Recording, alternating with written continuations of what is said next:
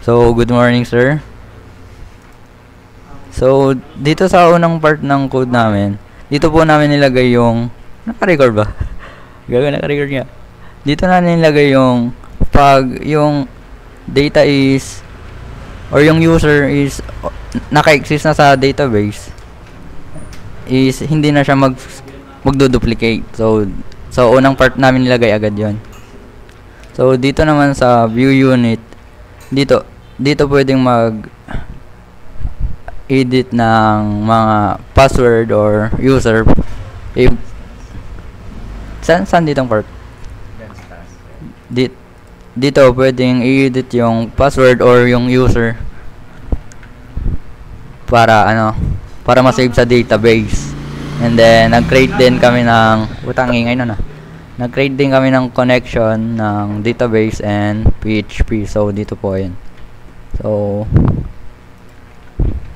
dito na.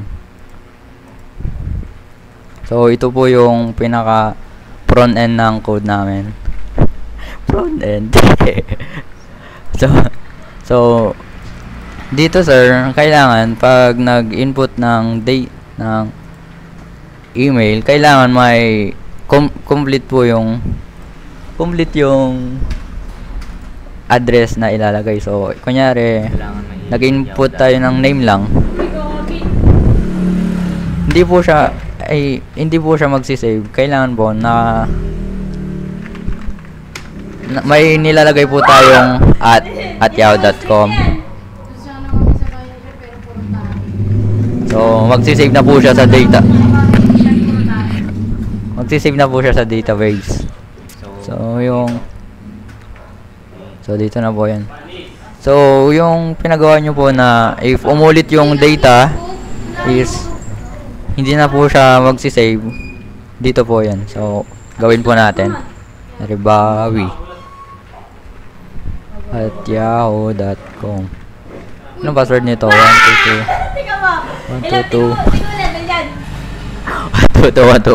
So pag sinubmit yan sir, magpo-prompt po siya ng already exists. So ganun po yan. So dito naman sa view, kung gusto mong i-update or i-delete yung data, dito po yan. So 1, 2, 3, 4, 5. So pag in-update, boom. So ganun po yan. O kaya delete. So kung gusto natin i-delete yung data natin, boom. So ayun po yung pinaka-code namin. So sa design naman po, so gumamit kami ng plugin ping. So ditong part po yan. So ang hirap nun sir. Di mo alam kung gaano kayo ay gagi. Hindi pala sir, ito yung code namin. So sa design, dapat tinok mo muna yung isa.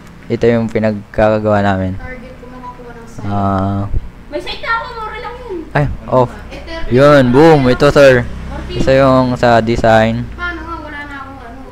Nag-decide kami na hindi namin gusto yung design. May codes ka lang. So ayun sir, ayun yung pinaka-code namin. Reward 52, ayaw. Kalokohan. Nagawa mo yan? Codes? Paano? Ayan. So ito yung naging pinaka-front end nung ginawa naming design. So pasensya sir, nasa Sir, medyo maingay ba? Maingay talaga sir eh. Wala kaming laptop eh.